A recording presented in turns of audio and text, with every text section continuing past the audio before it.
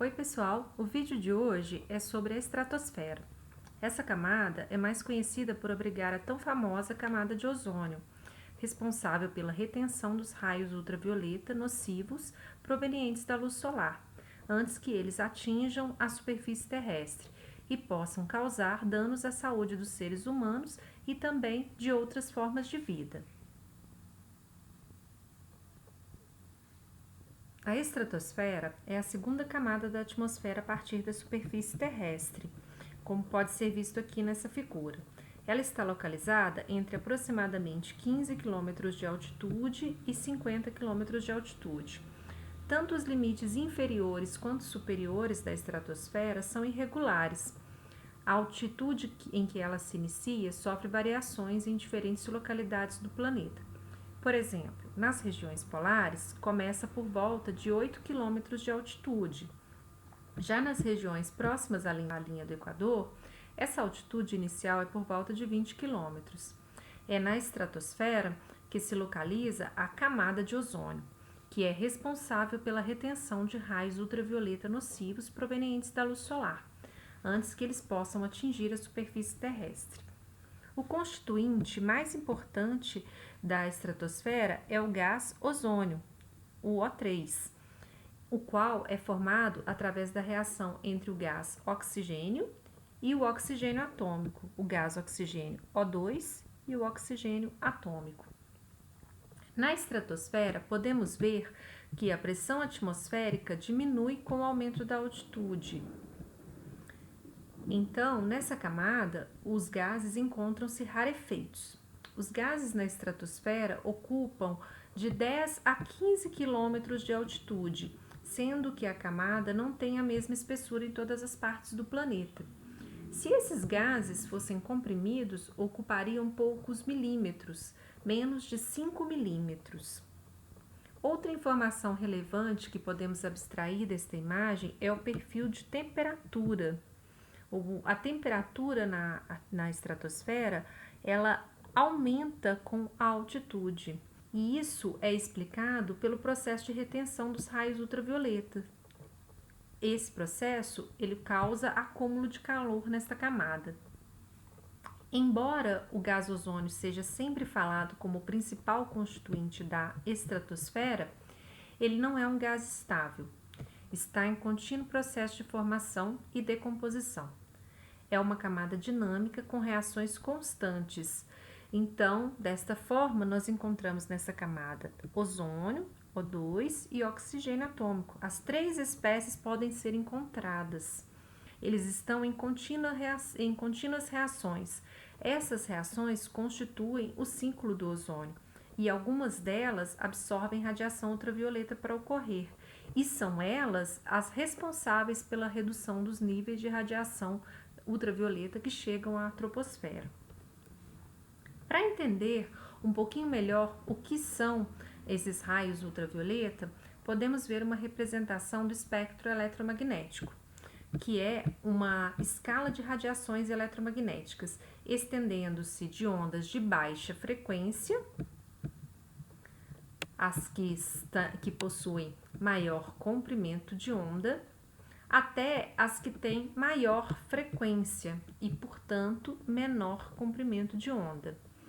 Nesse espectro estão representados os 7 tipos de onda eletromagnética: as ondas de rádio, microondas, os raios infravermelho, a luz visível, raios ultravioleta, raio-x e raios gama.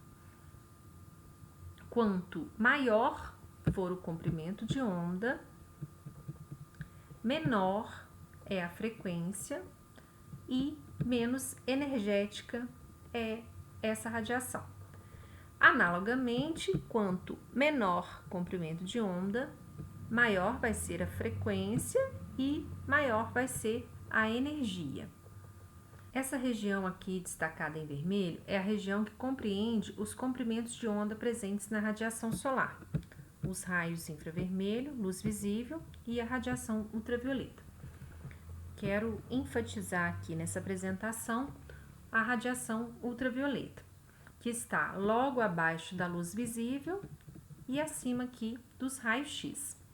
Os raios de comprimento de onda menores do que 400 nanômetros, os raios ultravioleta, raio X e raio gama, são os mais energéticos e são denominados radiação ionizante. Acima de 400 nanômetros são denominadas radiações não ionizantes. A radiação ionizante é aquela que tem energia suficiente capaz de arrancar elétrons de um átomo ou molécula.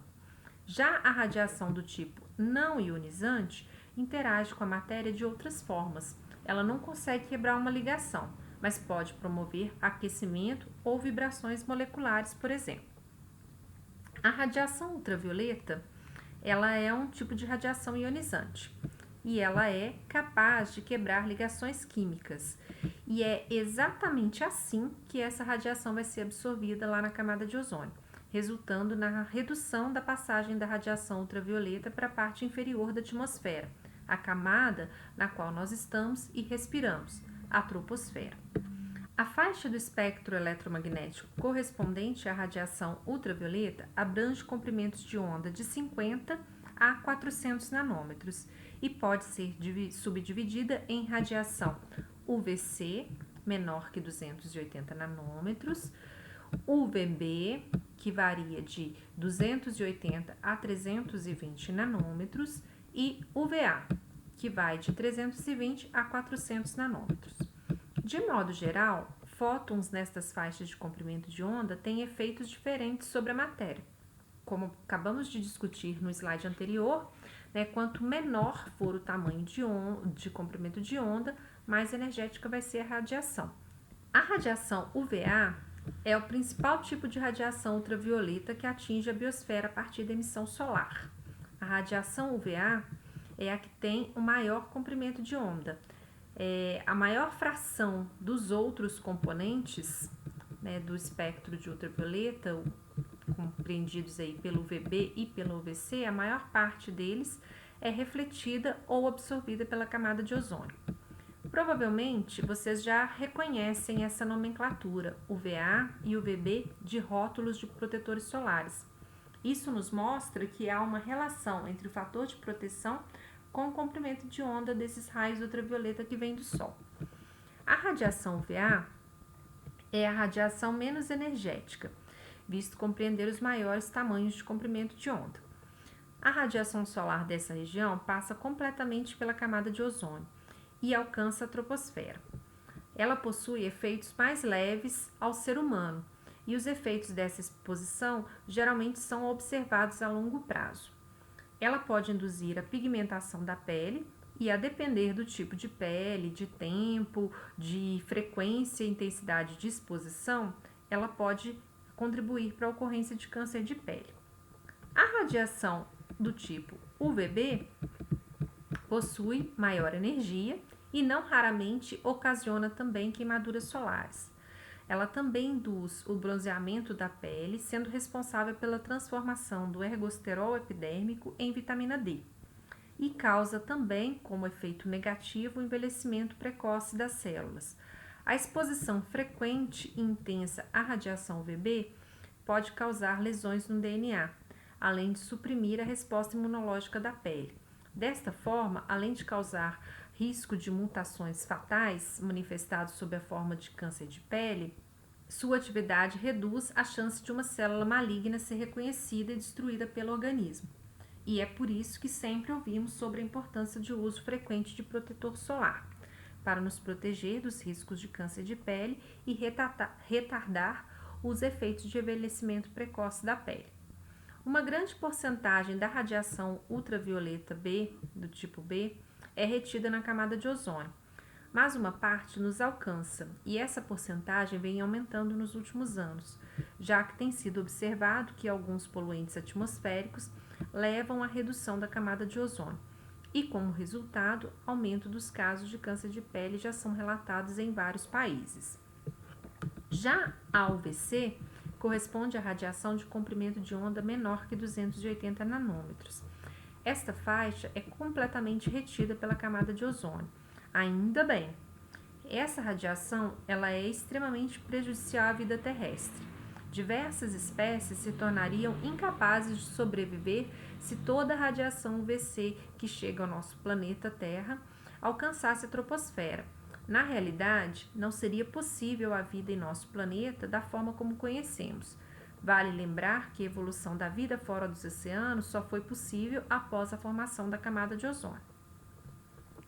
Bem, entendida a importância da retenção da radiação ultravioleta de comprimento de onda curto pela camada de ozônio, vamos agora entender como isso realmente acontece.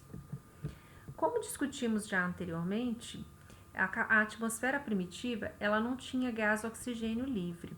Bilhões de anos após a formação do planeta, com a evolução da vida e surgimento dos seres fotossintetizantes, é que a concentração de gás oxigênio na atmosfera começou a aumentar.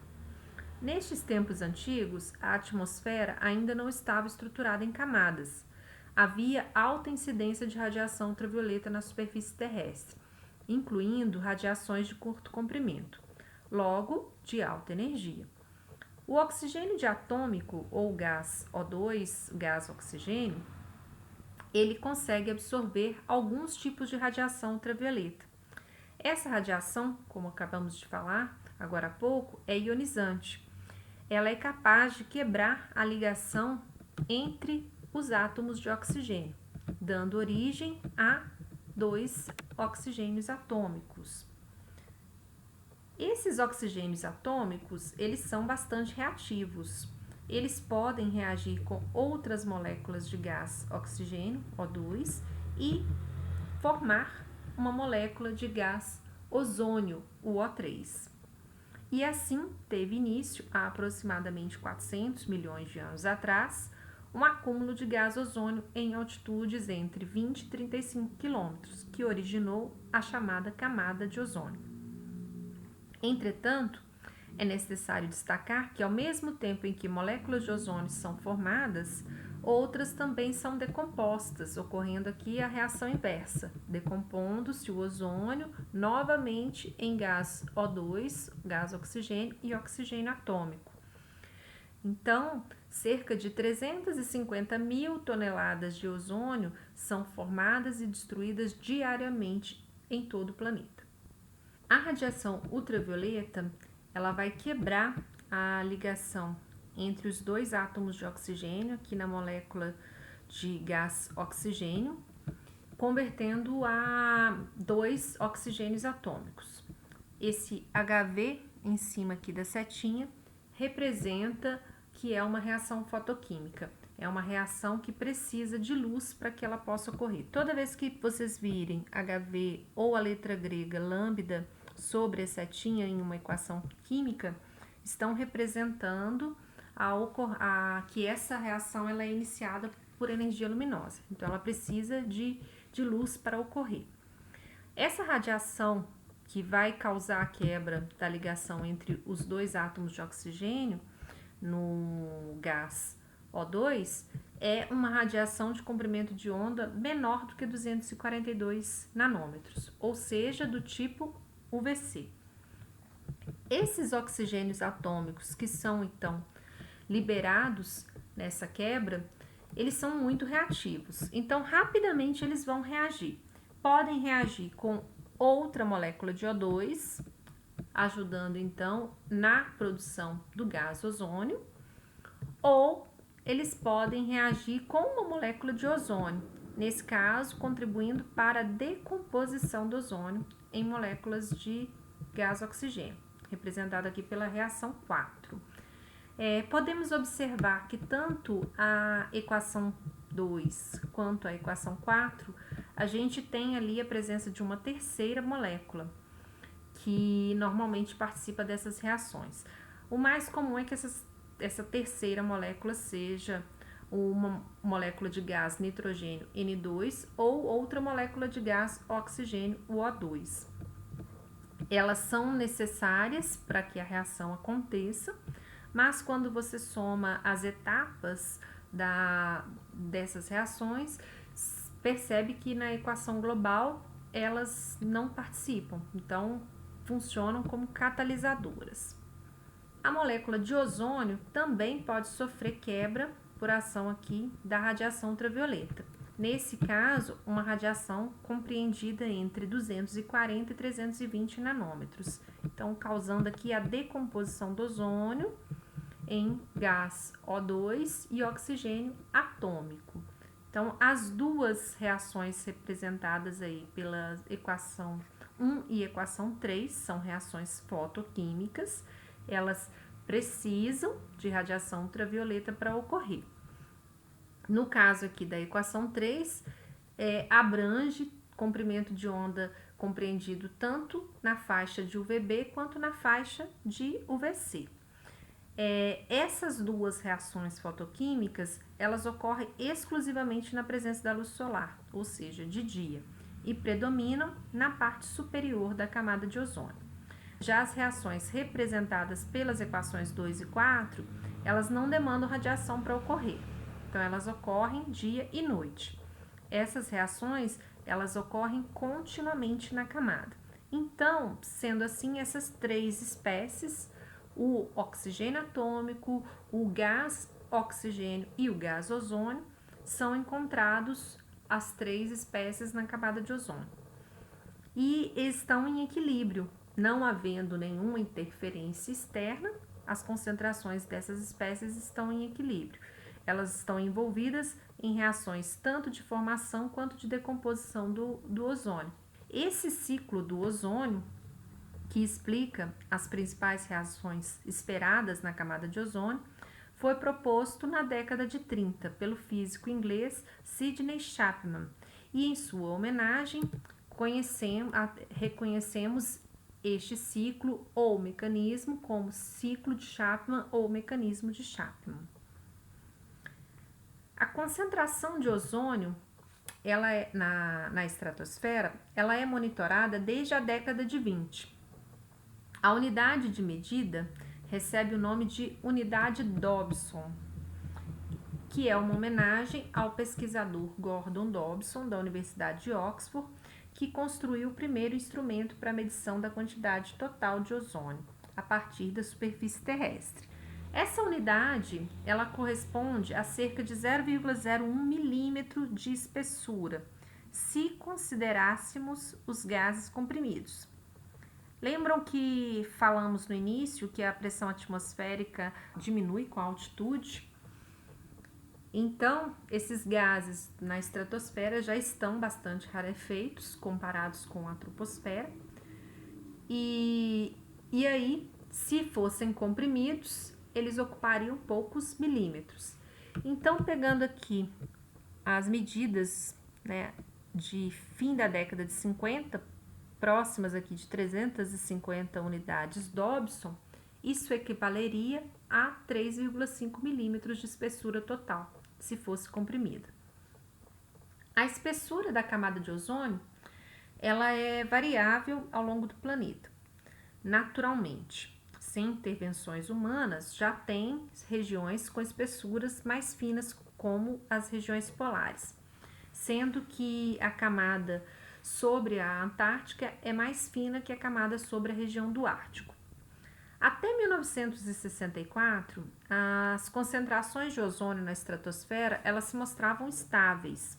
Se observava que havia equilíbrio entre aquelas quatro reações que discutimos anteriormente do mecanismo de Chapman, ou seja, a formação e a decomposição do ozônio ocorriam nas mesmas velocidades. Porém, a partir de 1964, começou a ser observada uma aceleração da decomposição do ozônio.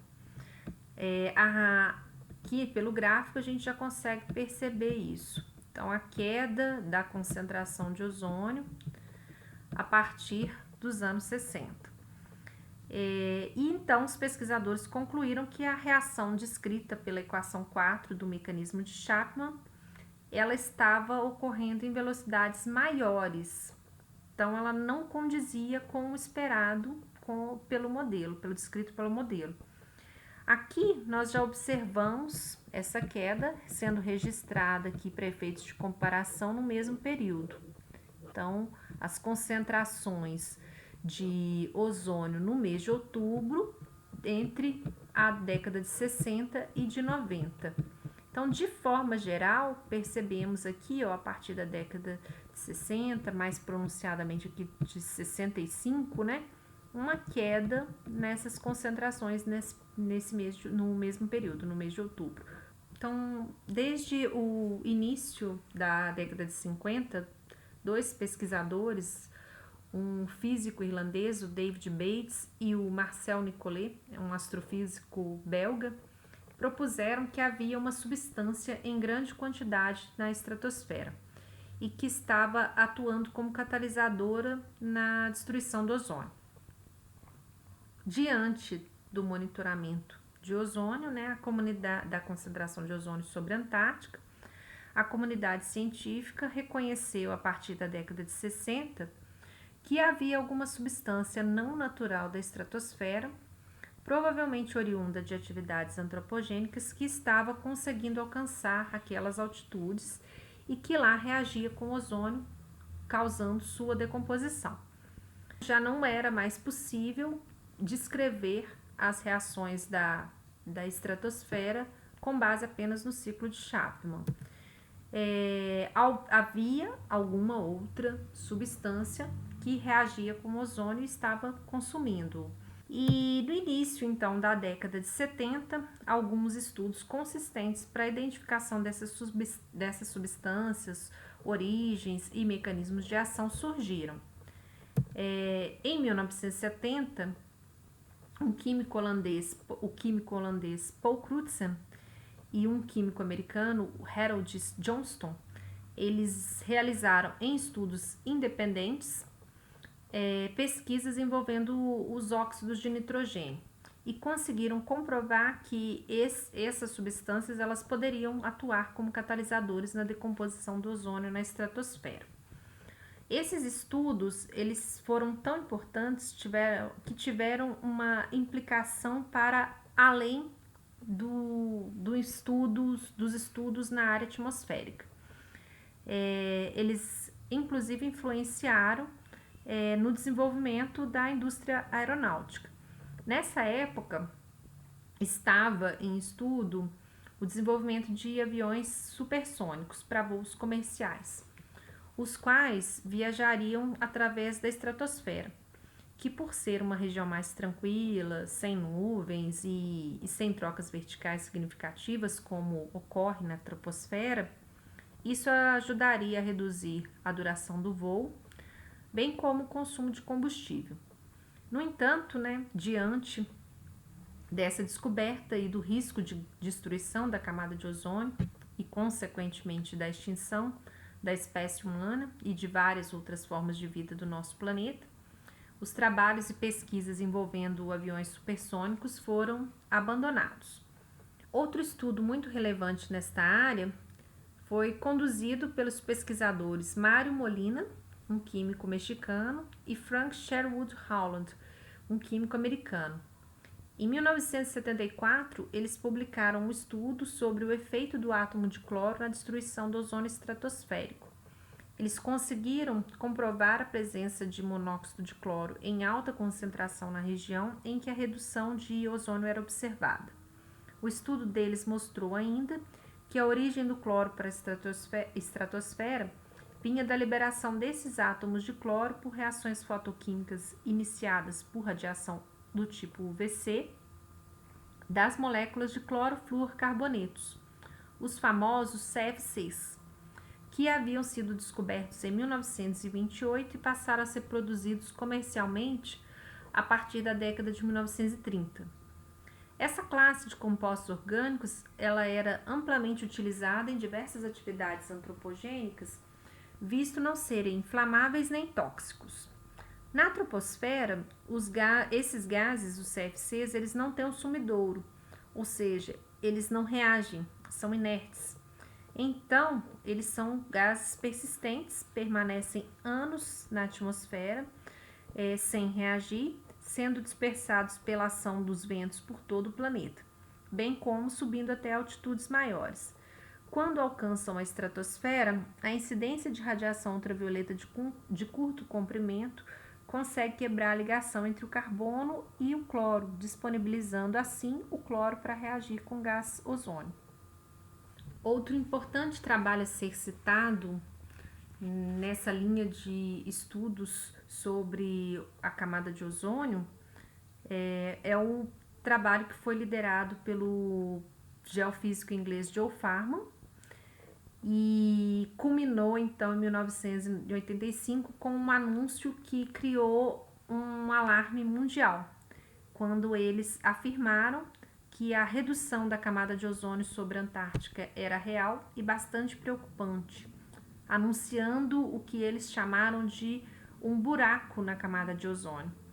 Eles observaram que sempre em setembro, que corresponde ao início da primavera no hemisfério sul, havia uma redução extremamente significativa da concentração de ozônio sobre a região da Antártica, causando uma perda de mais de 50% do ozônio estratosférico nessa região, comparada à concentração do período de inverno. E que esta situação ela durava até por volta dos meses de novembro e de dezembro. A identificação dessas espécies que estavam provocando a depleção de ozônio e os mecanismos de ação delas foram e são tão importantes que esses dois estudos eles foram laureados com o Prêmio Nobel de Química em 1995. De forma simplificada, podemos resumir o mecanismo de ação das substâncias depletoras de ozônio com esse esquema representado aqui no slide 9. Podemos representar as espécies depletoras de ozônio como X, que ao reagir com o ozônio vai produzir então um monóxido, que segue reagindo, o monóxido reage com oxigênio atômico, que vai estar disponível também na estratosfera, liberado através da quebra da molécula de O2, né, do gás oxigênio, e então restaura a espécie reativa com ozônio.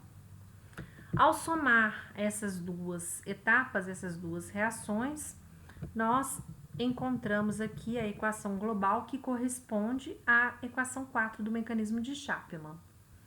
Ou seja, obteve-se a confirmação de que havia uma substância não natural da estratosfera que estava acelerando a reação descrita pela equação 4 e que, como essa substância não é consumida no processo, ela realmente atua como um catalisador.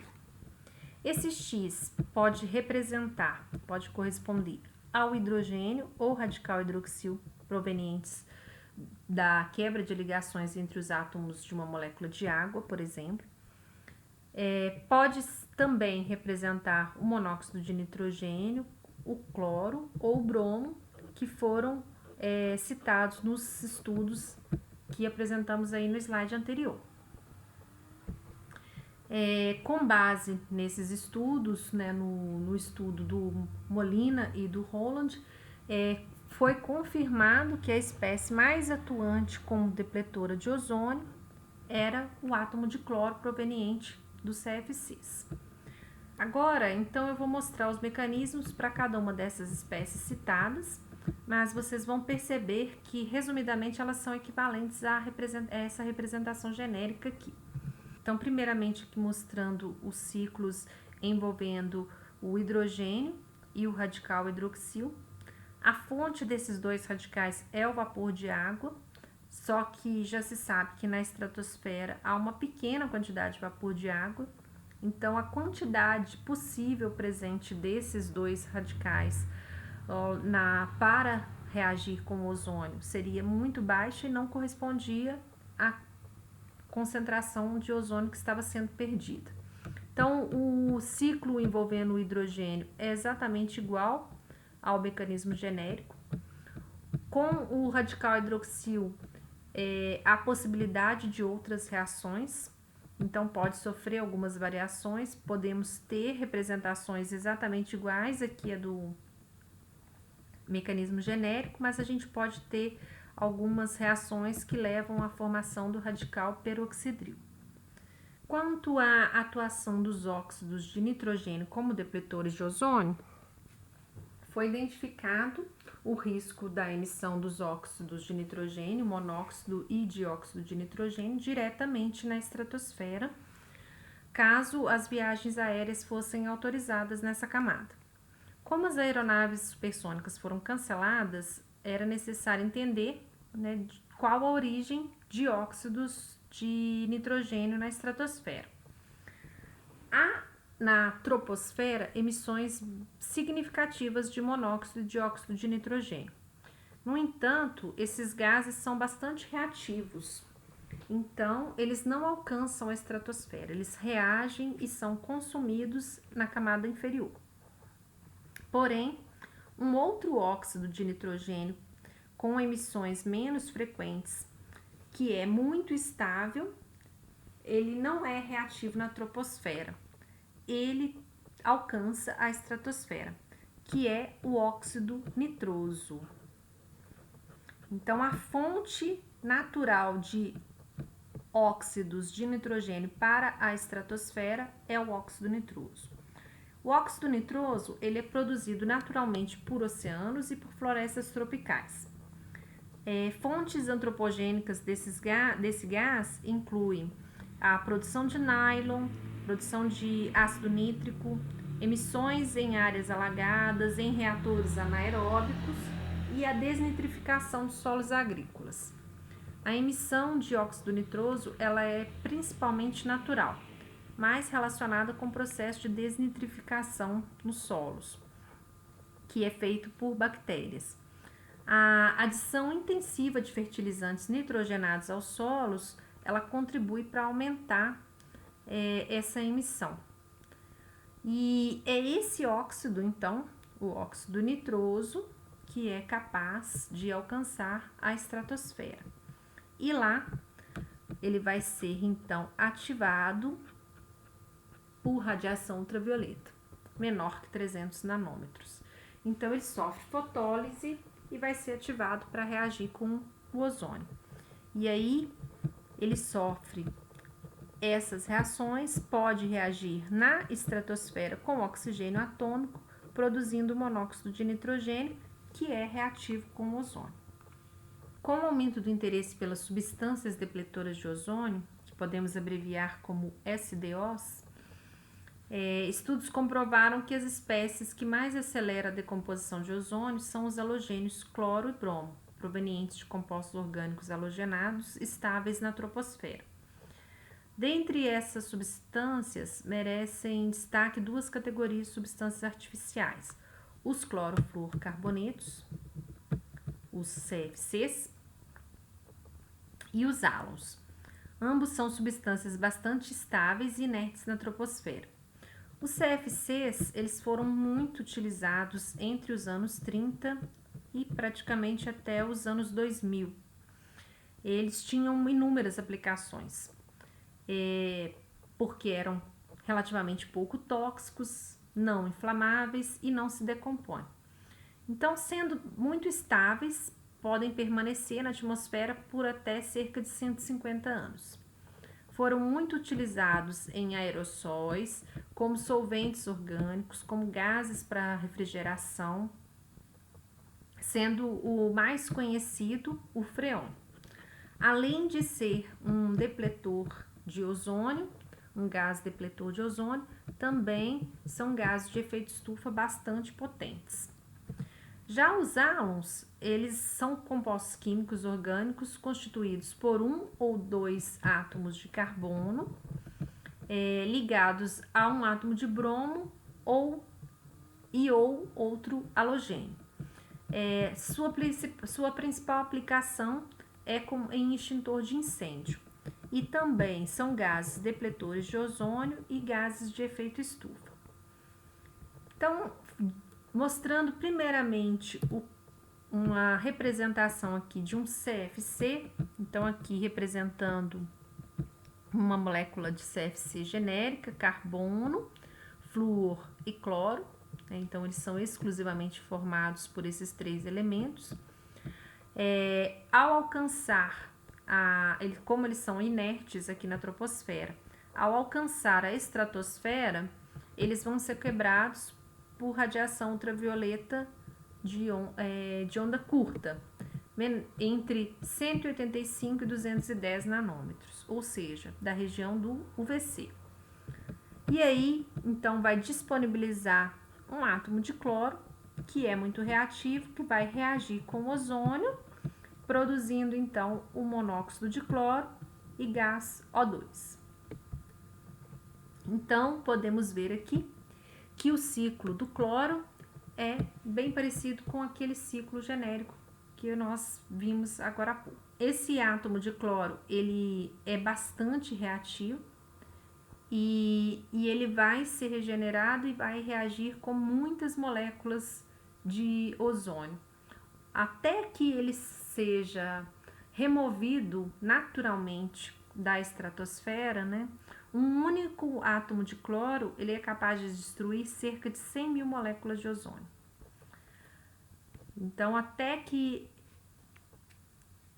ocorra essa remoção natural, né, muitos anos depois dessa emissão, ele já vai ter destruído muitas moléculas de ozônio.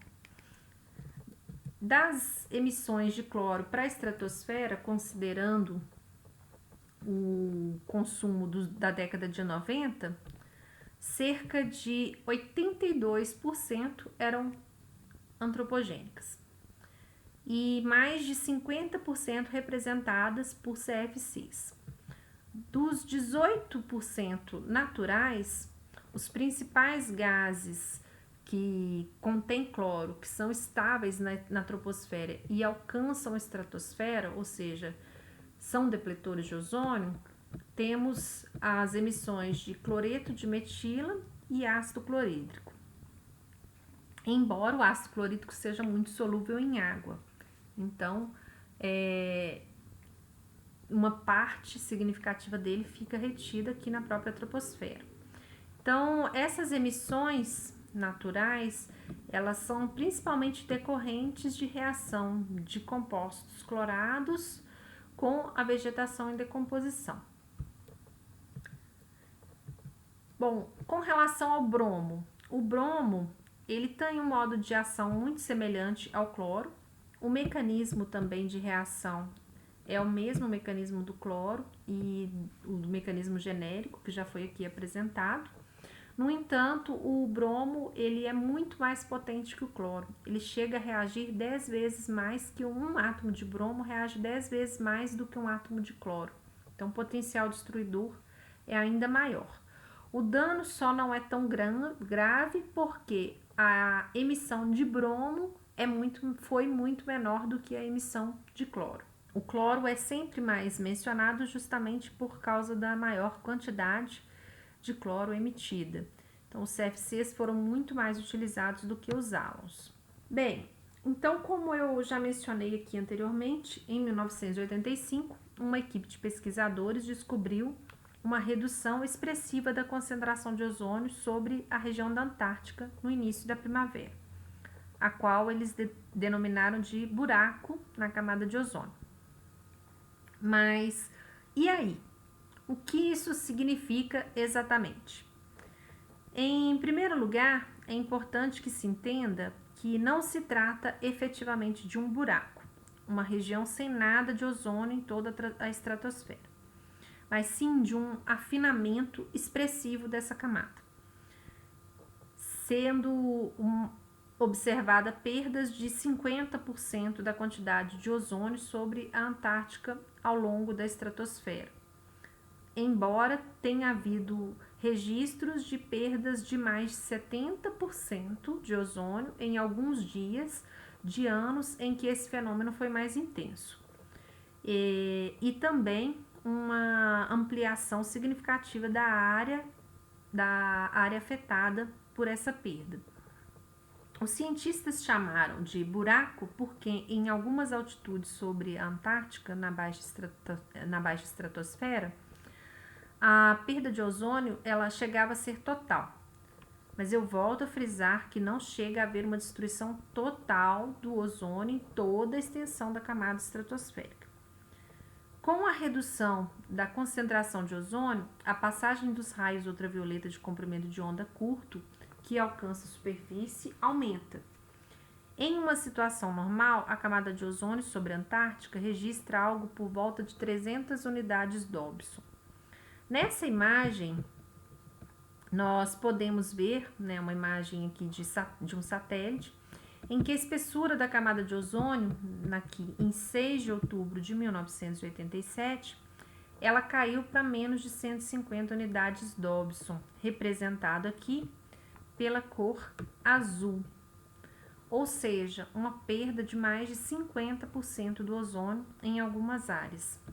Os tons aqui esverdeados, laranja, vermelho, já representam espessuras maiores. Agora, eu quero mostrar uma sequência de imagens de como a evolução dessa redução da espessura da camada, ou o que foi chamado de formação do buraco da camada de ozônio, né, como ficou mais conhecido, é extremamente rápida.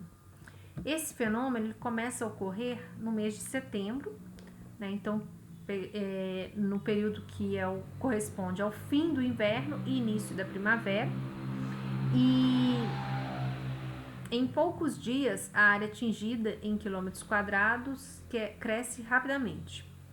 Essa sequência de imagens que eu vou mostrar aqui vão do dia 7 de setembro de 2002 até o dia 18 de setembro de 2002. Então, em 11 dias, vocês vão perceber que é visível o aumento da extensão da área afetada. Então, para acompanhar essa sequência, vamos observar primeiro aqui a escala de cores. Então, nós temos os tons de marrom, vermelho, laranja e amarelo, representando as maiores espessuras. Então, acima aqui de 350 unidades Dobson. E depois vai caindo, então os tons de verde, azul e violeta estão representando as menores espessuras. Então, sendo esses tons aqui de violeta correspondentes à menor espessura, podendo alcançar até 100 unidades Dobson. Então, nessa primeira imagem aqui, o que a gente já consegue observar? Nós temos aqui a representação nessa área, né, mais do polo aqui, com o azul e o violeta, restritos praticamente à Antártica, e também temos aqui algumas regiões representadas aqui por verde, tons verdes, amarelo e laranja. Bem, então essa representação aqui do dia 7 de setembro. No dia 9 de setembro, já podemos observar aqui um aumento dessa área com as cores azul e violeta. No dia 11 de setembro, continua a aumentar essa área ocupada pelo azul, já aproximando aqui da América do Sul. Então, no dia 18 de setembro, praticamente todo o continente antártico coberto aqui pelas cores azul e violeta, destacando-se aqui um aumento dessa área em cor violeta, um aumento bem notório, estendendo-se até bem próximo aqui, ó, da América do Sul, já quase alcançando a pontinha aqui do Chile. Então, em 11 dias, tanto a perda de ozônio, né, a redução da concentração de ozônio foi significativa, quanto também o aumento da área afetada por essa redução. Bem, e por que então a Antártica é a área mais afetada por essa redução da espessura da camada de ozônio? A diminuição da camada de ozônio, ela pode ocorrer em qualquer parte do planeta. A perda média de ozônio em latitudes médias, ela chegou a 3% na década de 80. Mas as maiores perdas, elas foram e são observadas em latitudes mais altas, nas regiões polares, sendo que a Antártica geralmente sofre mais com esse fenômeno do que a região do Ártico. Basicamente, pode-se atribuir essa situação à temperatura. A atmosfera da Antártica durante o inverno polar, ela chega a alcançar até 90 graus negativos, menos 90 graus Celsius. A perda de ozônio sobre a Antártica que é o chamado buraco na camada de ozônio, ela ocorre como resultado das condições atmosféricas especiais da região. No período entre setembro e outubro, que corresponde à primavera no Polo Sul, ele se segue a um período de inverno rigoroso, de noites de 24 horas. Na maior parte do mundo, mesmo no inverno, a estratosfera é uma região sem nuvens. A condensação de vapor de água em gotículas líquidas ou cristais sólidos que formaria as nuvens normalmente não ocorre na estratosfera, uma vez que a concentração de água nessa região é muito baixa. Contudo, no inverno da Antártica, a temperatura na baixa estratosfera cai muito, atingindo menos 80, menos 90 graus. E como essa região se torna extremamente fria, a pressão do ar cai também. Esse fenômeno da pressão, combinado com a rotação da Terra, produz uma massa de ar dotada de um movimento giratório, em que a velocidade do vento pode exceder 300 km por hora, o chamado vórtice ou vórtex polar. Como a matéria não pode penetrar no vórtice, o ar em seu interior fica isolado e permanece muito frio por vários meses. Então, no Polo Sul, o vórtice se mantém durante a primavera. Geralmente, ele é rompido em meados ou fim do mês de outubro. Nesse vórtice, moléculas de água, bem como outras gotículas de outros líquidos que ali estejam presentes, vão se cristalizar. E essas partículas condensadas dentro do vórtice polar são o que chamamos de nuvens polares estratosféricas. Quando as moléculas de CFC ou outra substância depletora de ozônio chegam à estratosfera, a radiação ultravioleta vai quebrar as ligações químicas, disponibilizando os átomos de cloro ou outra espécie reativa, se for o caso, que rapidamente começam a reagir com o ozônio. Outras reações paralelas também podem ocorrer. E quando chega o inverno, as substâncias formadas vão se acumular dentro das nuvens polares estratosféricas na baixa estratosfera. Quando finalmente um pouco de luz reaparece no início da primavera, essas moléculas contendo cloro aprisionadas nas nuvens polares estratosféricas serão liberadas e decompostas pela ação da luz, disponibilizando o cloro atômico ou bromo ou outra espécie depletora para reagir prontamente com o ozônio. Várias reações também ocorrem na superfície dessas nuvens polares estratosféricas, pois ocorrem em meio aquoso, o que torna essas reações mais rápidas que em fase gasosa. E é isso que explica a rápida perda de ozônio e a rápida expansão da área em que essa perda ocorre, em tão poucos dias, devido à liberação massiva de uma grande quantidade de espécies reativas quase ao mesmo tempo. Somente quando o vórtice polar é rompido e essas nuvens polares estratosféricas são derretidas, é que começa a se observar uma desaceleração desse processo.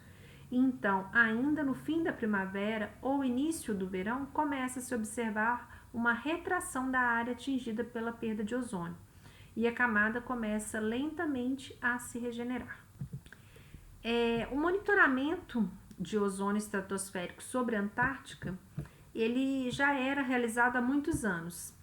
E a partir de 1964, percebeu-se que havia perda de ozônio no início da primavera nessa região.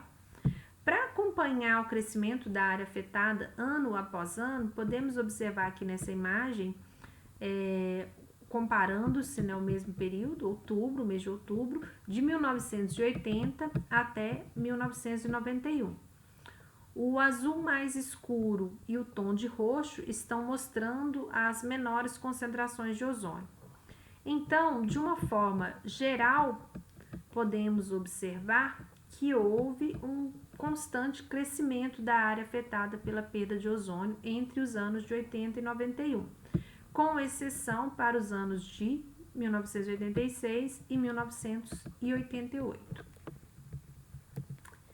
E aqui, continuando a observar a evolução dessa perda de ozônio na camada de ozônio sobre a Antártica dos anos 1996 até 2012. Podemos observar aqui ainda um aumento, né, dessa área atingida pela perda de ozônio até 1999, mas a partir dos anos 2000 já se começa a observar uma melhora nesse cenário.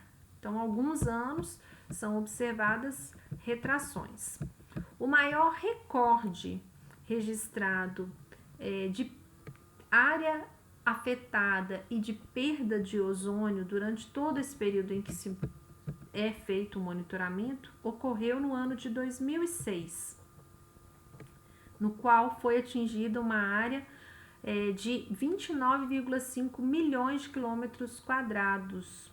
Então, o que foi chamado de buraco na camada de ozônio, essa perda de mais de 50% de ozônio estratosférico, alcançou essa área de 29,5 milhões de quilômetros quadrados, resultando numa perda de 44,1 milhões de toneladas de ozônio.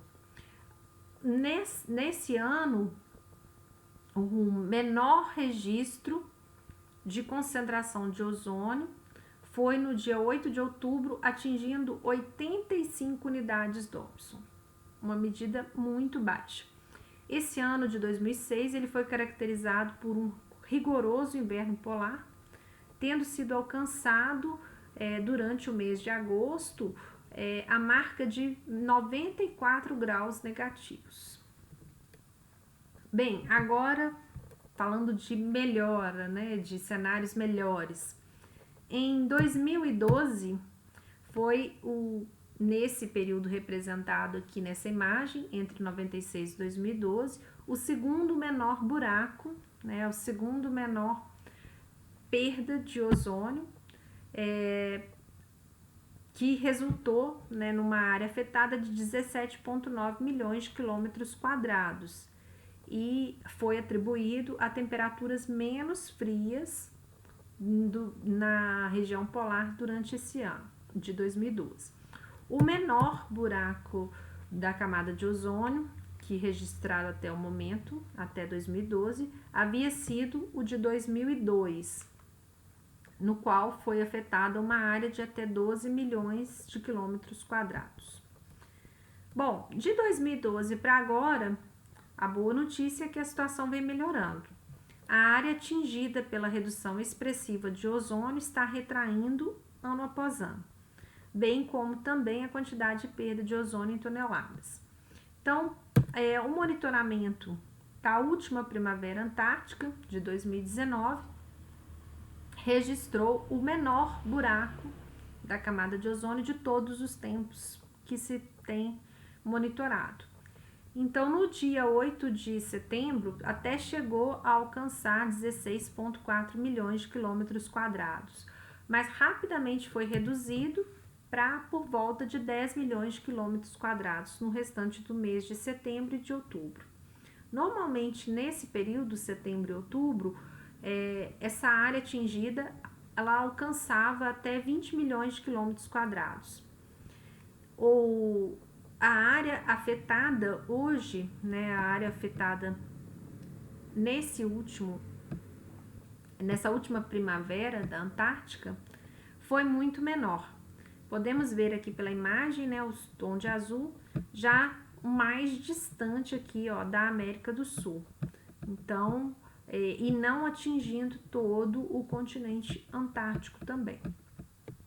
Então, embora a emissão, né, das substâncias depletoras de ozônio, elas já não ocorram mais e o uso esteja proibido, tenham sido substituídas por substâncias que não afetam a camada de ozônio, parte dessas substâncias que já foram emitidas no século passado, como são bastante estáveis, ainda persistem na troposfera e ainda vão alcançar a estratosfera nas regiões polares ao longo dos próximos anos.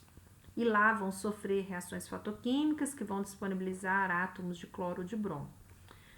Além, né, das espécies que ainda estão armazenadas na estratosfera e vão continuar sofrendo reações por mais alguns anos até que sejam removidas naturalmente. mas isso tem já diminuído gradualmente. Então, não havendo novas interferências, estima-se que a camada de ozônio ela vai conseguir se recuperar, né, ser completamente restaurada aos níveis de ozônio de antes da década de 60. E tomando por base, então, os registros de monitoramento de todos os anos e as concentrações das substâncias depletoras de ozônio na atmosfera, estima-se, né, aqui nesse gráfico a gente já vê essa representação, né, que o pior cenário foi por volta ali dos anos 2000, de lá para cá tendências de melhoras. Então, estima-se com modelos matemáticos que a camada de ozônio ela estará completamente regenerada entre os anos 2065 e 2075. Isso aqui falando sobre a região da Antártica. Bem, e no Ártico? Como que a camada de ozônio é afetada? Também são observadas perdas de ozônio na estratosfera sobre o Ártico durante a primavera. Mas o fenômeno é bem menos severo que na Antártica, porque a temperatura na estratosfera sobre o Ártico ela não abaixa tanto e nem por tanto tempo. Então, quando abaixa, em poucos dias ela volta a subir novamente. Além de a circulação de ar nas áreas circundantes não ficar tão limitada. Um dos fatores que contribui, né, para a temperatura da região do Ártico não ser tão baixa quanto na região da Antártica é a presença do Himalaia e das montanhas rochosas. Elas permitem ondas de ar que melhoram a troca de ar da região polar com as regiões circunvizinhas. Então, geralmente, não se observa a formação de vórtice polar no Ártico. Então, para ilustrar quanto à perda de ozônio sobre o Ártico, eu vou mostrar duas reportagens. A primeira é uma notícia de 2011, que diz que houve uma perda de 40% de ozônio nesse ano de 2011 e que esse é o recorde. Então, atingiu o nível recorde de perda até então. Então, 40% de perda de ozônio é alto. Mas, comparando com o cenário da Antártica, em que já se houve perdas de 70%, já podemos ver por aqui que na região do Ártico é menos grave do que o cenário da Antártica. E agora a segunda notícia, que é bem recente, 29 de abril de 2020, anunciando o maior buraco na camada de ozônio já visto em todo o período que se tem monitoramento. Então, não aparecia desde 2011. Há 9 anos não ocorria perda de ozônio significativa sobre o Ártico. Então, de 2012 a 2019, não houve formação de buraco na camada de ozônio sobre o Ártico. No entanto, no final do mês de março desse ano, ele reapareceu em seu maior tamanho, ultrapassando mais de 1 milhão de quilômetros quadrados. Então, em relação à área afetada, também podemos aqui observar que é menos intenso do que na região da Antártica, onde já se observou em 2006 quase 30 milhões de quilômetros quadrados e em 2019, que foi o menor de todos os tempos, por volta de 10 milhões de quilômetros quadrados. Então, na região do Ártico, o maior de todos, alcançando por volta de 1 milhão de quilômetros quadrados.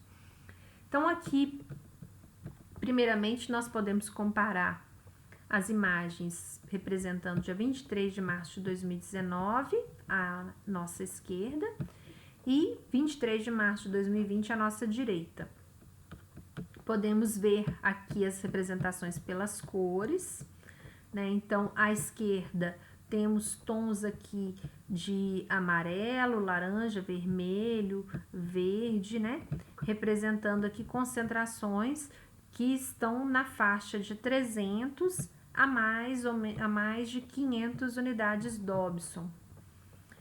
Na imagem da direita, nós temos aqui uma região com a coloração azul, que pela legenda representa aqui por volta de 200 unidades Dobson. E por que ocorreu esse buraco na camada de ozônio, né, na região do Ártico esse ano, tão grande comparado aos anteriores e após 9 anos sem que ocorresse? Porque esse ano houve um inverno rigoroso no Polo Norte, que causou a formação de um vórtice polar. Então, reforça mais uma vez que a intensidade da depleção de ozônio, ela está relacionada com a troca de ar polar com as áreas vizinhas e com a temperatura local.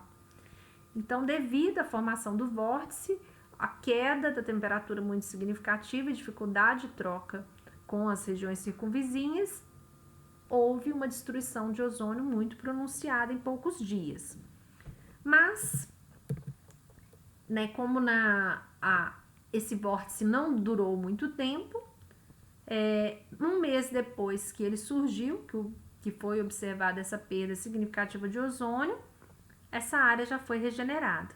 Então, comparando agora uma imagem do dia 26 de março com uma do dia 26 de abril. Então, a gente já percebe aqui, ó, essa área que estava azulada já não está mais. Então, rapidamente, em um mês, ele se recuperou, essa área se recuperou. Fora as regiões polares, quais outras partes do planeta são mais afetadas?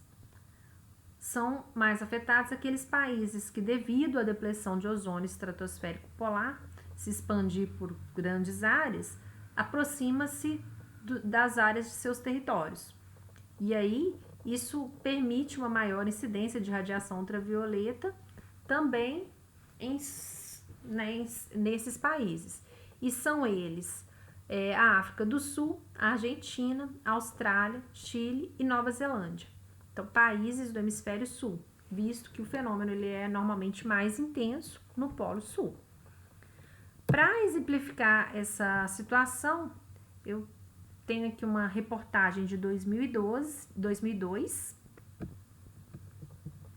que relata a exposição de duas cidades chilenas, Punta Arenas e Puerto Natales, a uma maior incidência de radiação ultravioleta.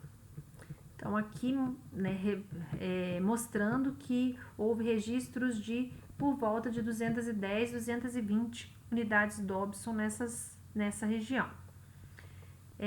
Então, essas cidades elas ficam mais expostas a uma maior incidência de radiação ultravioleta quando há uma extensa área afetada pela redução da concentração de ozônio. E aqui também eles falam que isso já ocorre desde 1986. Além disso, a reportagem destaca alguns cuidados, né? Como evitar a exposição ao sol em horários de maior incidência de radiação solar, uso de protetor solar e de chapéus, né, lentes, são recomendáveis. Bom, vocês devem estar se perguntando se as espécies depletoras de ozônio comportam-se como catalisadores, como que essa destruição pode ser contida? Como resolver essa questão? Bem, de fato, as substâncias depletoras de ozônio, elas alcançam a estratosfera, sofrem fotólise, liberam espécies que reagem cataliticamente com o ozônio estratosférico, como já discutimos amplamente aqui.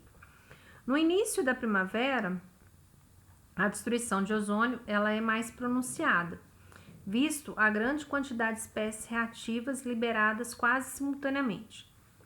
E assim permanece até meados de outubro, quando finalmente o vórtice é rompido e todas as nuvens polares estratosféricas são derretidas. Então, a partir daí, 3 fatores passam a contribuir para reduzir o avanço da degradação da camada.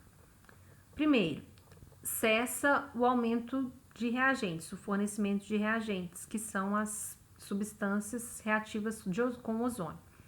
Segundo, começam a haver trocas de camadas de ar com regiões vizinhas. Terceiro, as espécies depletoras começam a se envolver em outras reações e geram substâncias inativas para reagir com o ozônio. Então, aqui tem alguns exemplos de reações que interrompem esses ciclos e geram, então, substâncias que não vão degradar o ozônio, não reagem com o ozônio, como o ácido nítrico, o ácido clorídrico e o nitrato de cloro. No entanto, algumas dessas substâncias, as 3 citadas aqui, por exemplo, elas são solúveis em água. Então, elas podem ser cristalizadas em novas nuvens polares estratosféricas no inverno seguinte e vão ficar armazenadas para a primavera seguinte.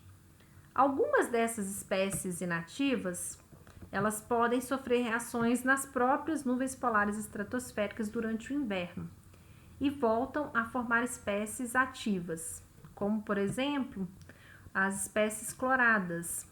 Elas podem sofrer reações levando à formação do gás cloro, Cl2, que é uma espécie ativa, que vai sofrer fotólise e vai, então, reagir com ozônio na próxima primavera. Por isso, estima-se que um átomo de cloro ele chega a destruir cerca de 100 mil moléculas de ozônio antes de voltar para a troposfera. E que o bromo pode decompor até 1 milhão de moléculas de ozônio, visto que o bromo ele só forma espécies ativas. Ele não forma espécies que são inativas para reagir com o ozônio. Bom, ainda assim há esperança. Alguns cristais maiores, formados na baixa estratosfera, por ação da gravidade, podem conseguir mover-se até atingir a troposfera.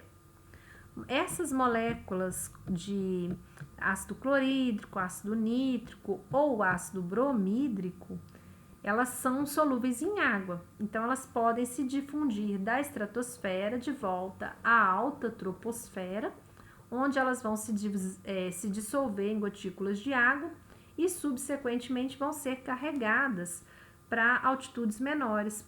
Assim, ainda que a vida do cloro e do bromo na estratosfera seja longa, não é infinita. E por fim, depois de muitos anos, de muitas moléculas de ozônio destruídas, finalmente elas são removidas de forma natural e lenta. E quais são os efeitos biológicos da redução da espessura da camada de ozônio? Com a camada de ozônio em condições normais, somente entre 10% e 30% da radiação ultravioleta do tipo B, proveniente do Sol, dependendo da latitude, atinge a superfície terrestre. Com a perda de ozônio, a intensidade de raios ultravioleta que nos alcança aumenta. Então, estima-se que 1% de decréscimo de ozônio estratosférico resulta em um aumento de 2% na entrada de raios ultravioleta do tipo B na troposfera. Como a maior parte dos casos de câncer de pele decorre da superexposição à radiação UVB, logo um dos primeiros efeitos a ser observado é o aumento na incidência dessa doença.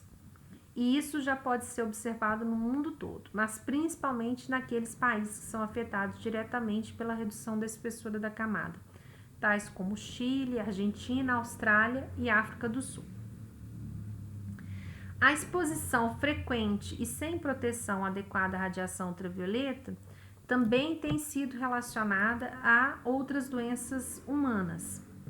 A parte frontal do olho é penetrada pela radiação ultravioleta, sendo a córnea e o cristalino responsáveis por filtrar 99% da radiação do tipo UVB. Porém, a radiação UVA, ela pode alcançar a retina, ela vai mais profundamente no olho. Com o tempo, a radiação do tipo UVB, absorvida aqui pela córnea e pelo cristalino, ela produz radicais livres que atacam as estruturas moleculares, podendo produzir cataratas. A catarata, ela é a opacificação do cristalino, parte dos olhos que é responsável por filtrar e focar os raios de luz. Quando o cristalino se torna mais opaco, a luz consegue penetrar nos olhos, tornando a visão e a percepção de cores alterada. Essa doença, ela também costuma ocorrer em pessoas mais idosas, mas pode ser acelerada pela exposição excessiva aos raios solares.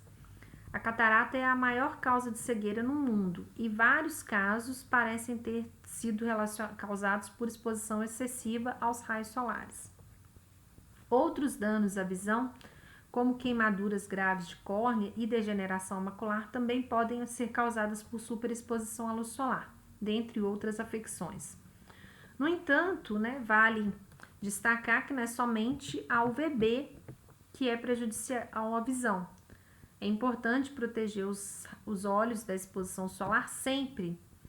O aumento dos raios UVB aumentam os riscos, Mas mesmo a radiação UVA, e que a UVA não é retida na camada de ozônio, ela atinge integralmente a superfície terrestre, ela já pode causar alterações na visão central, que pode levar à degeneração macular, que é a morte gradual de células na parte central da retina.